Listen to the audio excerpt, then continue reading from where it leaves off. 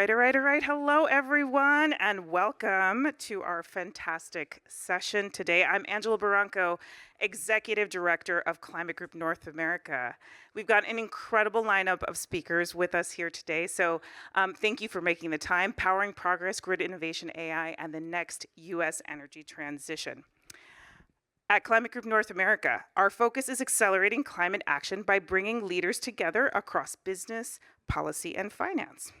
So today we're here because the US grid faces a pivotal test. AI, data centers, digital services are absolutely driving an incredibly historic demand. But at the same time, breakthrough tools for a cleaner, smarter, and more resilient energy system are coming online every single day. So this session is really focused on how industry leaders, policymakers, and many of the people in this room are grappling with this transformation while seizing opportunities to modernize and decarbonize at speed.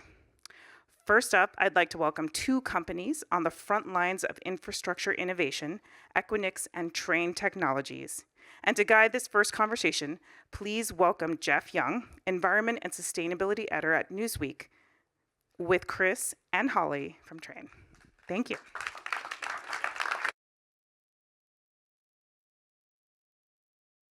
Right. Well, thank you so much for that introduction. And let's jump right into it. As we've heard, the rise of AI and the data centers that make AI possible is really driving a huge increase in demand for electricity. By one estimate, I think this is the Department of Energy's best guess at how much we might be using.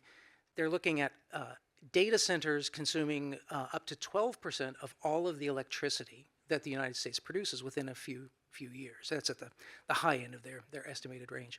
That's a lot of juice. So there's obviously some risks associated with that, but of course there are a lot of opportunities as the demand increases, and opportunities in how we apply AI to energy challenges. And that's what we're going to talk about here today.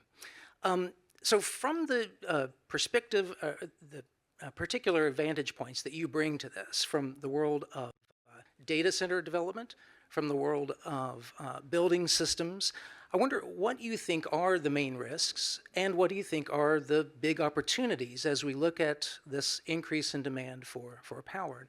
Holly, we'll start with you. Perfect, thank you, and great to be here. You know, it's interesting because I actually think the built environment collides and includes the data center piece of that. And you know, I think from our vantage point, we see commercial buildings as taking maybe about 20% of electricity today, and a third of that is wasted.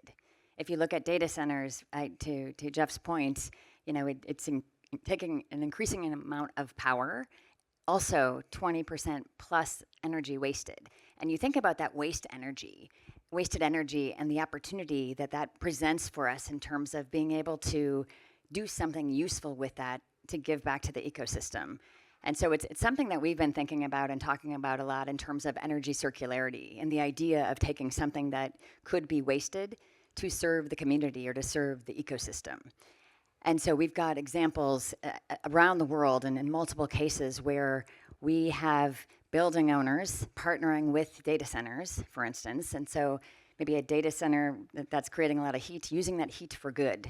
And specifically in the Netherlands, you know, we've got an example where the heat from a local data center is used to warm daycares and government buildings and 2,500 residents. And in that case, right, it saves 200 megawatts of energy. Imagine a scenario where now you've got 200 of those or 2,000 of those around the world. You really start to make an impact in terms of what can happen. So there's a risk in terms of what we're seeing with data centers in that, you know, it could be a net consumer in an individual way in terms of power, or it could be an active contributor to the community. And I think that's one of the big opportunities that we see. So bottom line, right, I mean, it just like many things, you know, I think if you zoom out and think about it in a broad enough way beyond the system, right, in terms of the four walls of a building or four walls of a data center, there's a lot of good that can happen with that. Chris, same question to you. Big risks, big opportunities. Yeah, well, I think you touched on it, Jeff. I mean, you're talking about just massive expansion. I mean, there's a couple of different ways you kind of measure the growth. Either you look at, the foundries, or you look at the capacity, which we're trying to secure as a data center company. I tend to look at workload growth is the real kind of true measure of what's happening. Workload growth for AI is doubling about every 6 months. I mean, that's a pretty phenomenal number. If you look at global data center CAGR, it's somewhere between 10 and 12% estimated between now and 2030. So we're estimated to consume somewhere globally between 180 and 220 gigawatts of power. Just to put that in perspective, 1 gigawatt is about 1 million US homes. So we're talking about massive numbers. So the risks are, I think, both keeping up with demand. Most of that infrastructure still relies on heavily carbon intensive supply, depending on where you are in the world, but most of it still heavily relies on fossil fuels. And it's not just a technological issue. I think it's a national security one too. I mean, for a number of different reasons, we want to be on the forefront of that technological race, while at the same time distributing the technology globally. So I think those are sort of the risks. I mean, the opportunities are, everyone in this room has kind of heard anywhere from, enhancement of jobs to a number of different things. If you look at sort of use, Holly and I were chatting before we came in about the use of sustainable AI. We use AI to create digital twins to improve our energy efficiency of our facilities. So there's just numerous opportunities in terms of the way it can be employed across not just our industry itself, but multiple industries. So sticking with that for a moment, I think there's this assumption that the energy going into data centers and AI is sort of a zero-sum game, where they're consuming energy, therefore others who need the grid are going to lose out some way, whether it's affecting the reliability of the grid or the affordability of the power, et cetera. I'm wondering how you see data centers as flipping the script on that a little bit and enhancing some of those things, either through bringing new power on or being a partner with the grid managers for managing stability. Yeah, Chris. Oh, sure. Happy to take a stab at that. I'm sure Holly's got some thoughts too. Sure. One of the things I think we are seeing a bit of, at least in the planning phase, flipping the script, which is moving from data centers, which are largely viewed as energy hogs. I remember one of the engineers I used to work with said, we build huge toasters. We can't get around that. That's essentially what they are. But obviously they do a lot of critical work. Energy hogs to really grid assets. So I think we are moving into that era. An example is we have a Silicon Valley data center that we have employed solid oxide fuel cells with. Today they use and convert natural gas into electricity, but they do it without burning, without combustion. Parts of the Bay Area and California are non-attainment, EPA non-attainment zone from an air perspective. So you don't have the particulate emissions, you have high levels of efficiency, much less water is used, and we are on track to have full primary power from solid oxide fuel cells in one of our data centers. And there's numerous other sort of plans in the works. Everyone, of course, is tracking and following all of the intense conversation around fourth gen SMRs, small modular reactors. So that's something that we're also involved in and partnering with a number of those companies, which will ultimately help convert these data centers to grid assets. And a similar question to you. You mentioned earlier, I think, a fifth of primary energy use going into buildings, and a lot of that just going to waste. How do you flip the script on that and make buildings partners in energy rather than just consumers of energy? Yeah, it's a great question. So, I think in addition to what I was talking about before around, heat reuse and giving back to the community, I think there's another side of this, and it's kind of the AI for good side of it, meaning, because of technology advancements, we now have the ability to do things differently in terms of helping building owners optimize in ways that only humans could do before. So, for instance, if you've got a building like this, and for the last couple of decades, we've been saying a smart building. They're actually not very smart, meaning you've got control systems, but it still relies on somebody writing a script and programming it, and then kind of manually dialing thermostats. And with technology breakthroughs that AI is affording us, we now have a specific solution for building owners. We are obsessed with HVAC and thermal management for building owners that allows for AI to sit on top of that and continuously optimize the building. And so what we're finding is that buildings save 20, 30, 40% efficiency. And so this is our BrainBox AI solution. It's tremendous. And I'll give you an example of something that in a way that because of the movement around AI, we've been able to bring this into kind of traditional businesses. Think about Dollar Tree, right? At retail footprint, lots of buildings and facilities. We've put a solution like this in 2,600 stores, and they've seen 40% reduction in what they're using. So why does that matter? We wouldn't have that if we didn't see the technology advancements in terms of data centers. And so in addition to finding ways to reuse the heat and serve the community, I think there's the other side of it, which is there's incredible technology breakthroughs that are happening that are making such a material difference in commercial buildings. And there are 1 million commercial buildings in the US, right? Imagine if you could deploy technology like that and use energy more efficiently and waste less heat. There'd be plenty of power. It sounding like collaboration is going to be key to making a lot of this happen.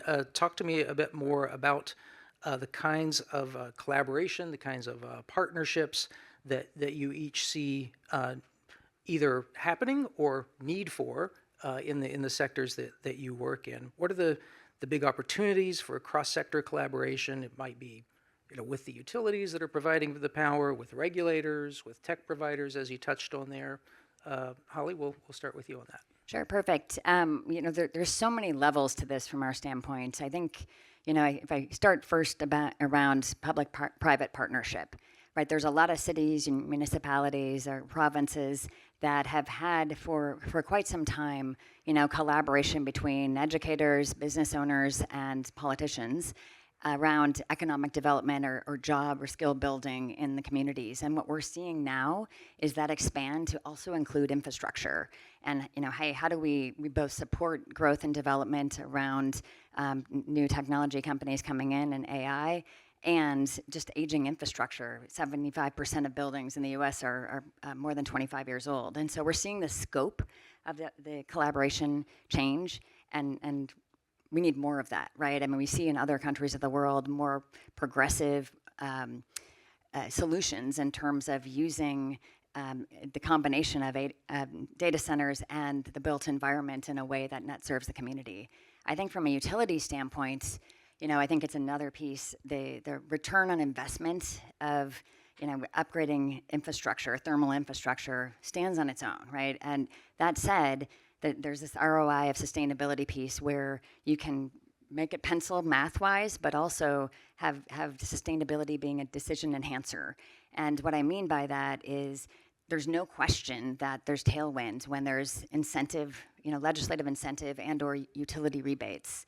I think there's a majority of states, for instance, in the US right now that have rebates, and those rebates just make it even more affordable and even provide more tailwind in terms of people adopting the solution. So that they stand on their own ROI-wise in terms of the solutions. That tailwind matters, and we're seeing a lot of increased focus there from utilities in particular that is net serving our customers and continuing kind of tailwind in terms of people wanting to adopt better solutions and to upgrade this infrastructure they have.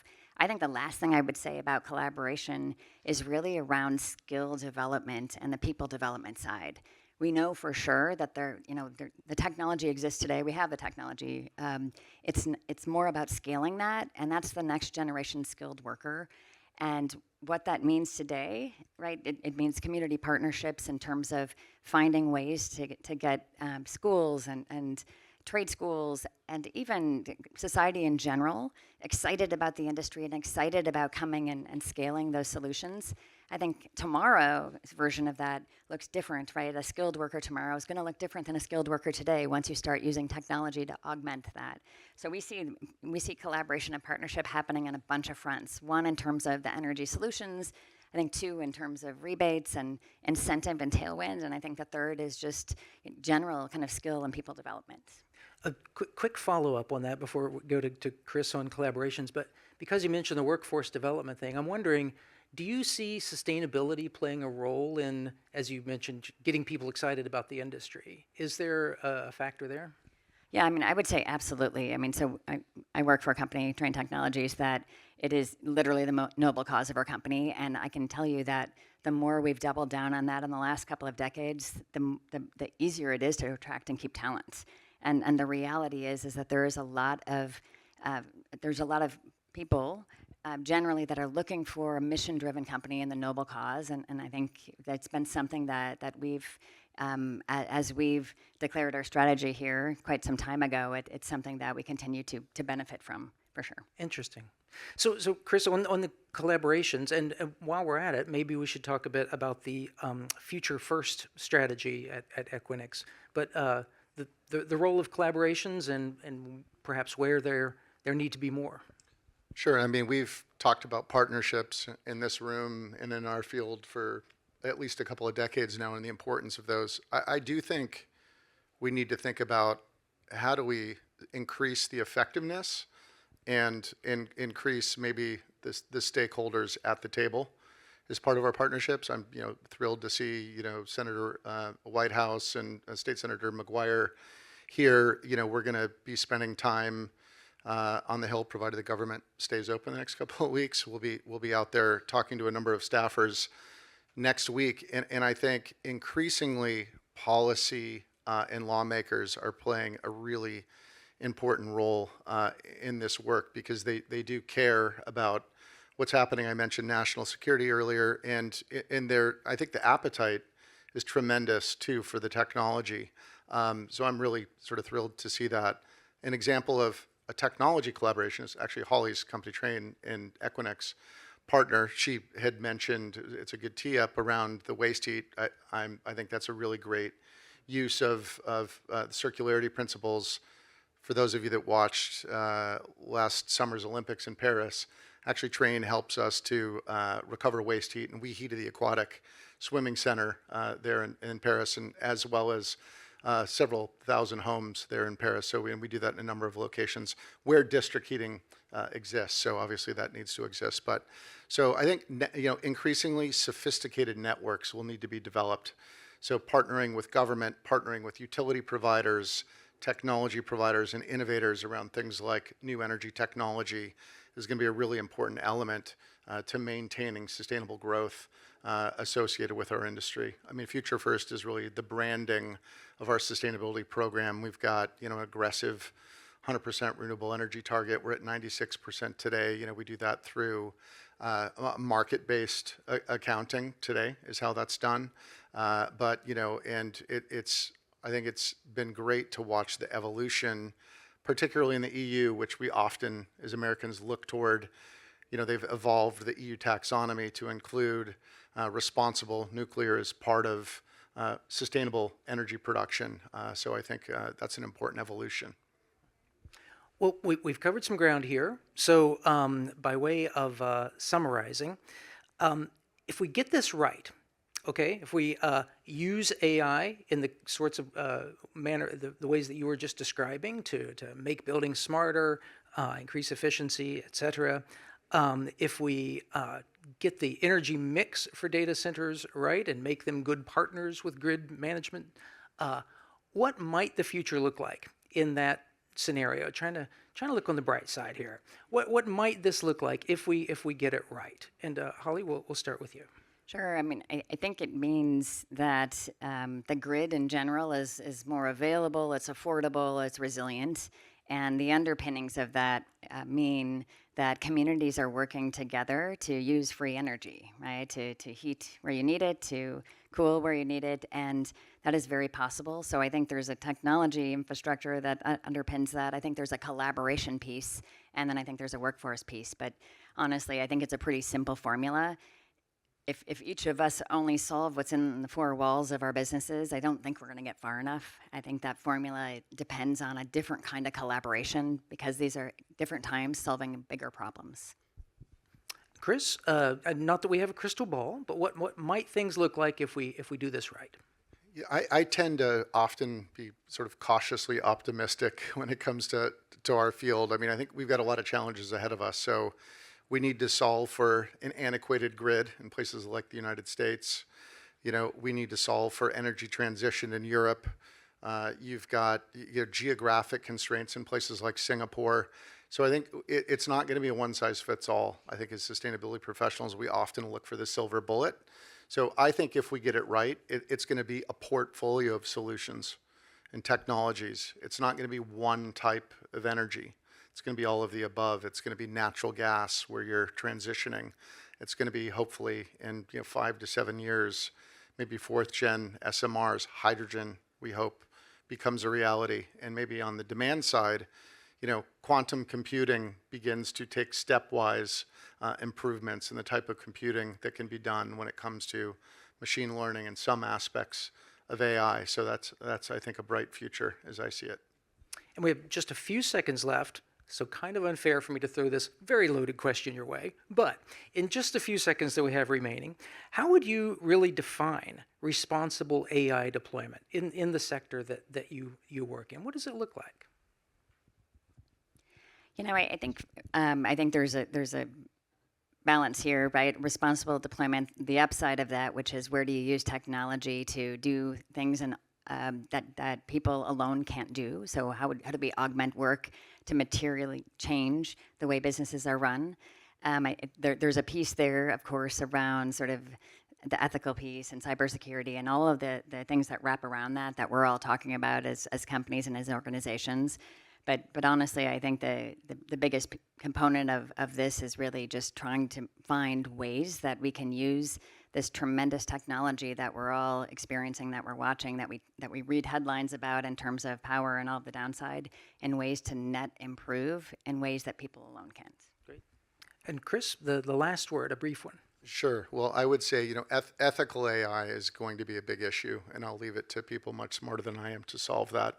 I'm going to focus on the environmental side. I think for us, it really is sustainable growth. How do we ensure that this massive growth that we've talked about at the top of the session is accomplished by not foregoing our climate goals, our climate targets, and energy security and availability for all?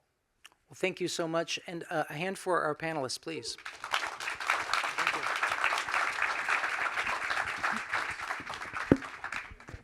Thank you so much, Jeff. Thank you, Chris. Thank you. So good to see you. Thank you. All right, everybody. Thank you for the last panel for grounding us in both the risks and opportunities. I am really excited to announce this next panel. From corporate innovation, we're now going to turn to state and national leadership. How are governments shaping the rules, markets, and partnerships that enable grid modernization? To lead us, I'm going to welcome John O'Brien of Deloitte to the stage, as well as Secretary Serena McElwain of Maryland and Senator Mike McGuire of California. Thanks. Give them a round of applause.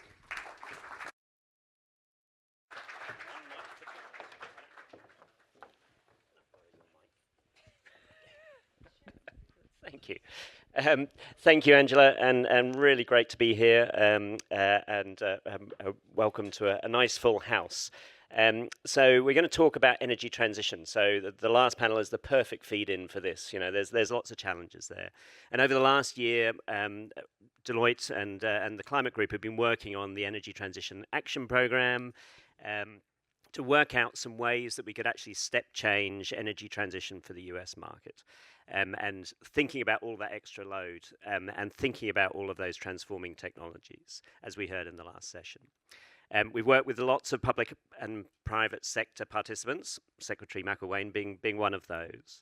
And we came up with a number of projects, and we're going to release the report today and from the Climate Group, and I'll come back to that at the end and just give you some links to that. But one of the big takeaways from all of this work of thinking about how do you make this sort of step change is that no single actor can do this alone. and we've kind of heard that in the last session. But it's the states, it's the federal agencies, and it's the private sector moving in lockstep, and that's actually where the magic can happen. So I'm going to start. With that in mind, I'd like to ask you both, what feels urgent now in accelerating implementation? Secretary. Okay, I'll start. For me, what feels urgent is really focusing on the financial loss that we are experiencing due to the new administration. We are losing a lot of funding in BIL and as well as IRA, just a lot of money that we're not going to have anymore. So for me, it's that. And what's urgent for me is permitting reform. But you asked for one, so I have to pick. So for me, I'm going to pick permitting reform. It's really important to scale infrastructure at the speed in which we need to do now, at the speed we should have done when we had that influx of this historical funding that we got, that we no longer have. The tax credits are gone now, and we weren't able to really scale this infrastructure the way we needed to with billions and billions of dollars. And so for me, yes, I understand, and I think that's in the report, that we have permitting has increased from 9 years nationally to 4 years. So for me, what's urgent is we need to go from 4 years to 2 years. Now, I know that's a dream. When you think about the federal and state government, it is a dream, but it can happen. I spent 20 years in the federal government trying to reform NEPA. And 20 years later, we're still trying to reform NEPA.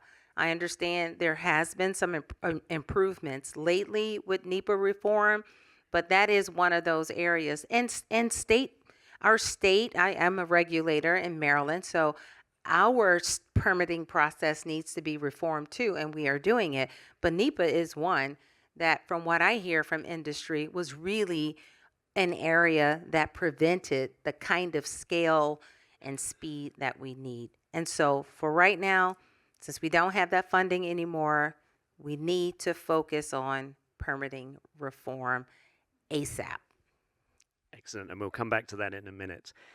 Senator, what's the most urgent for implementation at the moment? Thank you so much. It's good to see you, Mr. O'Brien. Madam Secretary, it's wonderful to be with you. How's everybody doing? Hot damn, it's good to see you. Look, I think one of the biggest challenges that California currently has is that we need an active and engaged partner with the federal government. California is America's #1 economy. We are literally America's economic engine. We're #1 for economic growth in the United States of America. We're #1 when it comes to clean energy jobs, over 540,000 new clean energy jobs over the last decade. We've grown our economy by 80% over the last decade. It's not just with state funds. It has to be with an active and engaged federal partner.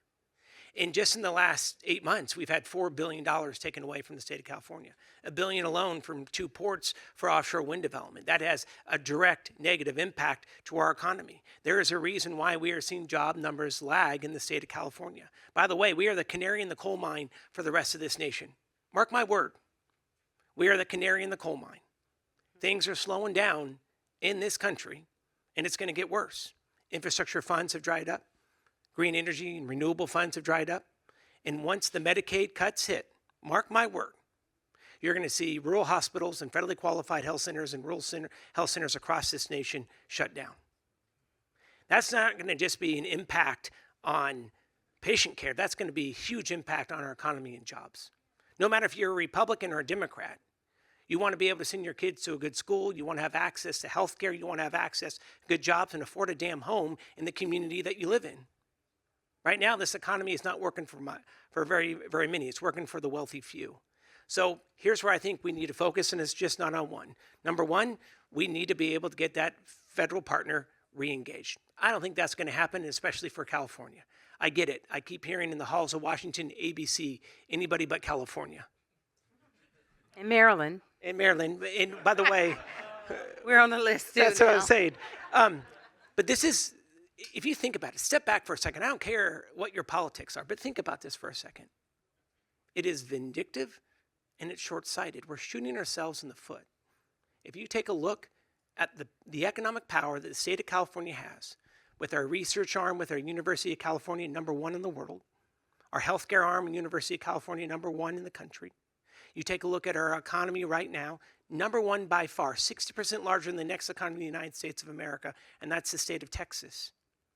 We're seeing the slowest job numbers that we've seen since COVID.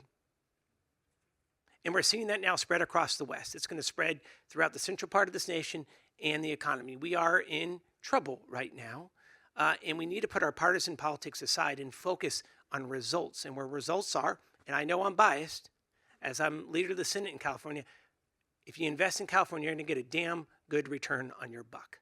And happy to talk about permitting reform. Would love to talk about what we're doing to be able to take care of our own with the reinvestment of cap and trade, the reauthorization of cap and trade, what we just did with CEQA. But I am going on too long, and I'm going to turn it back over to Madam Secretary, Mr. O'Brien, who's about to throw his microphone and say, "Shut up." So, Maybe coming back to the energy question as well. yeah. Secretary, you're talking about sort of permitting reform and how do you do that? How do you make it faster but actually maintain the community trust? It was another element that came out of the report and all the conversations we had. How do you keep the community trust when doing that? So speed is important, but you can't go so fast that the communities are left behind. And so when we're looking at permits and we're looking at taking out the unnecessary non-value steps in the process, I often say, I'm not sure why we hire checkers to check checkers. Anyway, we have a lot of checkers checking checkers in the process, so you streamline and get those processes streamlined. But the thing is, in some of those steps, one step is making sure that the communities are a part of the permitting process. That's a step you don't take out of the process. And I am streamlining a lot at Maryland's Department of the Environment. Most of our permits have improved by 25%. But again, one step that we don't take out is in making sure that we're hearing from communities, their advice, telling me and us how it's impacting their communities when we're looking at these new and renewed permits. So we can go at speed, but not that fast, where we're leaving those communities behind. No, and well said. And Senator, congratulations on passing your Energy Modernization and Affordability Act. Fantastic piece of legislation. And California is often seen as the proving ground for big climate policies. So what lessons, both successes and maybe challenges, should other states take from what you've managed to do? I think Madam Secretary has hit the nail on the head in regards to permitting reform. We need to not just grow our economy, but we have to grow our economy faster. Not only do we have NEPA, but in California with the California Environmental Quality Act, which I'm a supporter of CEQA. And we should not waive CEQA just for stadium projects like we've done over the last 2 decades. We should look at strategic investment of waiving CEQA when it comes to housing, which we just done. So now you are able to build infill up to 20 acres of new housing projects within a community, big and small, across the state of California. We've done it now for clean energy manufacturing and childcare centers and new healthcare centers. Programs, policies, and buildings that will help make our communities thrive. We have now waived CEQA for those strategic areas when it comes to advanced manufacturing to align with the CHIPS Act, to be able to align what we did with Assembly Bill 205 that essentially allowed green energy development, battery storage, offshore, onshore wind, solar to be able to be built with a shot clock when it comes to CEQA appeals. We've now waived that for clean energy development. California is open for business. You're going to be able to move on clean energy faster than ever before. And so, lessons learned. If we are serious about meeting our green energy goals, we have to make sure that we're able to bring them online sooner. Battery storage, over the last 7 years, we've advanced 15,000 additional megawatts of battery storage across the state of California. That's enough to power 6 million homes, new homes. We got to do more of that, and that's why we've also waived CEQA when it comes to offshore, onshore wind, when it comes to battery storage, when it comes to commercial grade solar, as well as geothermal. The other piece is we have to put our money where our mouth is. And that's why we've just reauthorized our Cap and Invest program. Over the next 15 years, it's going to reduce global heat trapping gases, and it's going to invest more than ever before in the programs that help make California strong. And I'm going to just go through it really quick. Over the next 15 years, it's going to advance about 60 to 90 billion dollars in affordable housing and safe drinking water, wildfire prevention, investments in transit, in addition to high-speed rail. It is going to focus on matching grants for companies that want to come in to be able to develop green energy investments in power generation.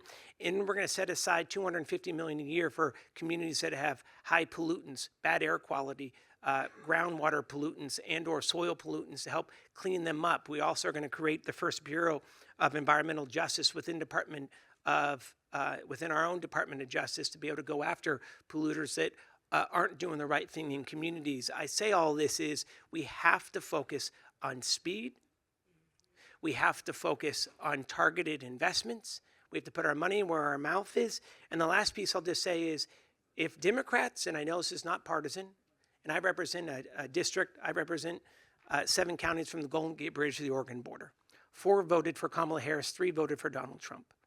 I will tell you this, Democrats will lose the midterms if they don't focus on affordability. 5 polls in over the last about 3 months in California, #1 issue in California is affordability. In addition to the other investments I just said about Cap and Invest, $63 billion over the next 15 years will go to reducing energy prices and energy bills directly to the consumer in California. $63 billion.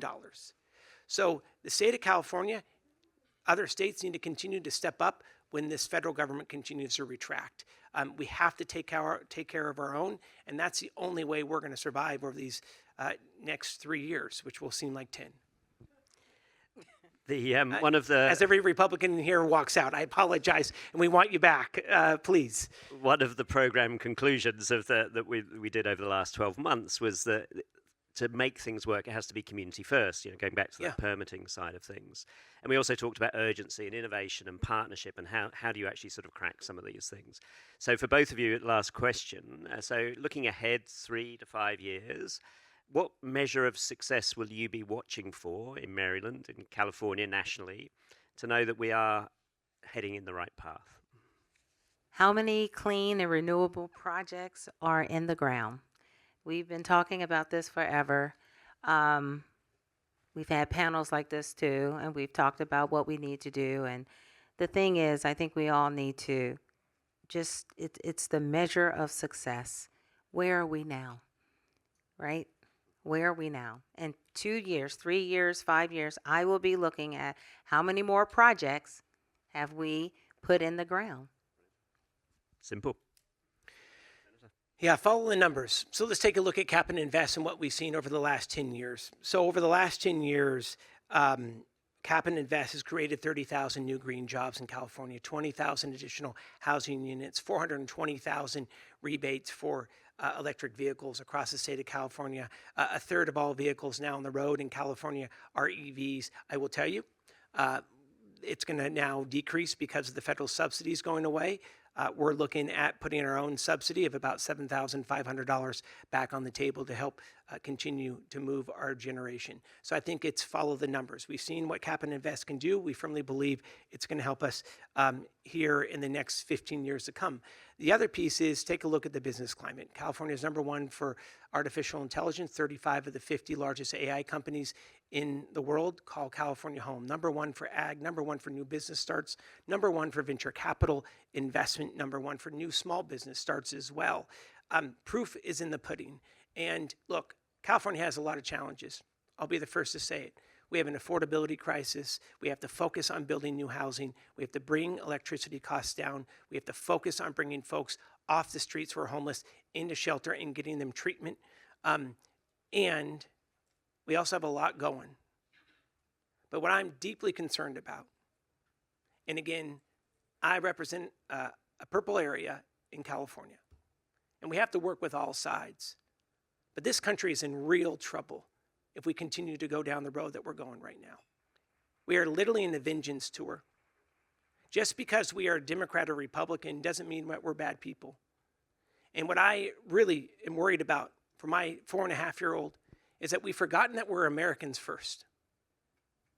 Right? We are American first in this country. So what is good for Texas or what's good for Maryland is also good for California and for Washington and for Alabama.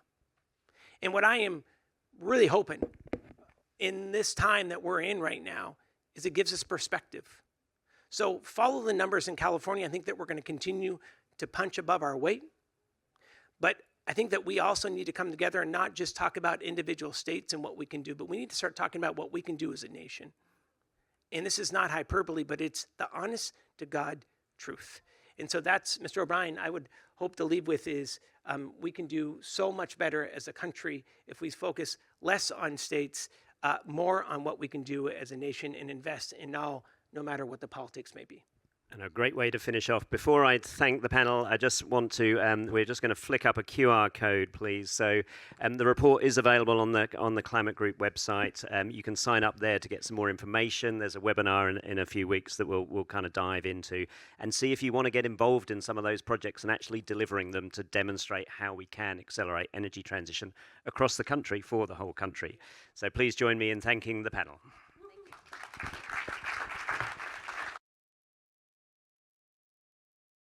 Thank you so much. Thank you, Secretary McElwain, Pro Tem McGuire, and John. Just John. John. No, my fabulous friend John from Deloitte, who is fantastic. And yes, do check out this fantastic report, and we would love to stay engaged with you on that all. From state leadership, we're now going to focus on the national stage, and we are so pleased to bring one of our esteemed national experts to join us to reflect on the role of Congress and aligning AI growth with climate goals. I'm so excited to welcome Senator Sheldon Whitehouse in conversation with Governor Bill Ritter.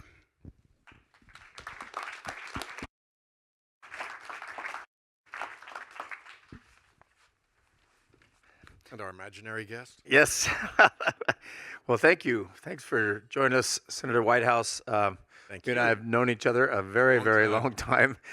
You're one of my champions and one of the true climate champions we have in the United States of America. So I don't say that because you're here to flatter you. It really is the case. And you've been on this for a very long time. It's been such a pleasure to be here and to work with you, but to have the opportunity to talk a little bit. We don't have a lot of time, so 10 minutes, and I have a couple of questions. So we're going to start with one that's about data centers. So data centers and AI infrastructure are projected to become one of the largest sources of new electricity demand in the U.S. How do you see policies like the Clean Cloud Act helping us to balance this growth with our climate goals? Well, since the Clean Cloud Act is my bill, I like it. It's, in a perfect world, an industry like AI and the data centers that support it and crypto and all of that, that are likely to make what I think you could call is a boatload of money, would be responsible about bringing their own clean power to the grid, rather than just loading up the grid with new demand that requires old, polluting power plants that were either shut down or scheduled to be shut down to be brought back online and set us back in the climate crisis that we're facing. Unfortunately, we don't live in a perfect world in which they're willing to do that. There are a few standout companies that have made corporate promises to be responsible about that, but they will pay a price for that versus competitors who can find a cheap place to come in and slide and then force the cost of their added demand onto the local community and onto the whoever has to breathe the pollution. So what the Clean Cloud Act does is it basically says, okay, come on, and if you haven't brought your own clean power, then you should pay a carbon price based on how you are with respect to where the grid now is in terms of its clean energy department, and then down to zero over 10 years. And it follows basically the same standard that the hydrogen rule did when it went through the Treasury Department, which is you've got to match. First of all, it's got to be clean energy. Second of all, you've got to be providing it in the time frame of your demand. And third of all, you've got to be providing it in the same grid as your demand. So it really is no net pollution addition from your effort. And that's not particularly hard to do. And it would be, again, it would be nice if this rapidly emerging and highly profitable industry took care of this on its own. But that's not the world we live in. So you'd be interested, and you probably do know this, that there are states that I think are modeling their own policies after the Clean Cloud Act. I'll take my home state of Colorado, where I was governor. The current discussion is about 2040 net zero, and the governor's, trying to get the stakeholders to agree to that bill and agree to all of the guardrails in the bill, but will not do a data center. They call it a major load bill. They're not going to do a major load bill without there being the same kind of emissions reduction target that they are for the investor-owned utilities. So 2030, 2035, 2040. And I think so much in the Clean Cloud Act is part of that. So in the rush for money and to build out this entire new industry, I think that a lot of the entities involved are missing the opportunity to make a good first impression, and you don't get another opportunity to make a good first impression. So when they come into communities and ramp up the load enormously and everybody's bills have to go up accordingly, and suddenly there's a whole lot more, particle emissions in the air and a whole lot more mercury in the air and all of that. And it's a little community that they've maybe moved into and just drowned out the little political structure there. That works for the first year, but now you've got a community that is going to pay a big price and that is probably going to be angry at you. So I think this is one of those moments when it's better to plan ahead, do the right thing from the get-go, and again, that's in the category of would be nice. So this second question is sort of, I guess, a sequitur to the first. Congress is being asked to act quickly on permitting reform, Yep. particularly with AI and advanced manufacturing projects. Where do you see the right balance between accelerating deployment, but also safeguarding environmental and community interests, something you just spoke about? We're working on a permitting reform bill right now. It requires the Energy, Environment, and Public Works Committee with Senator Capito chairs, and I'm the ranking member, to join up with the Energy Committee, which Senator Lee chairs, and Senator Heinrich is the ranking member. The four of us have to get together to do the bill because it doesn't work if it's only in one committee. So that's underway. For me, first of all, I want to make sure that there's better permitting for offshore wind, because that's a very important thing for Rhode Island and other coastal states. I also want to make sure that when you look at the overall permitting reform that we agree to and you play out what it means in the coming years, there's a clear demonstration of significant emissions reduction at the end of the day, which shouldn't be too hard to achieve because they're huge grid improvements that can bring a lot of projects that are just standing by to be hooked up to the grid on. And I think a lot of the stuff that the fossil fuel industry is going to want, the market is not going to want. So even if we allowed it to happen legally, it just isn't going to happen. So I want to see all that scored when we're done and show that this is a real emissions reduction effort. And the last thing, and I've told everybody, and none of the Republicans on the committee disagree with me, you cannot expect us to enter into a big bipartisan deal on permitting reform, or on a highway bill for that matter, or on the WRDA, Water Resources Bill for that matter, if once we're done and we've reached a big bipartisan agreement, that goes to an implementer who is not going to faithfully execute the laws. Right. We have to have some kind of a clear understanding that can give Democrats in the Senate cause to credibly believe that whatever we agree to will actually be honorably executed by the Trump administration. That is not credible right now by any stretch of the imagination. There's a lot of other bills stacked up behind that, not just in my committee, but in a whole bunch of other committees as well. So there's going to be a continuing discussion, I think, on, okay, you want big bills that have to be bipartisan to get around 60 votes. Convince us that you'll actually implement them honestly.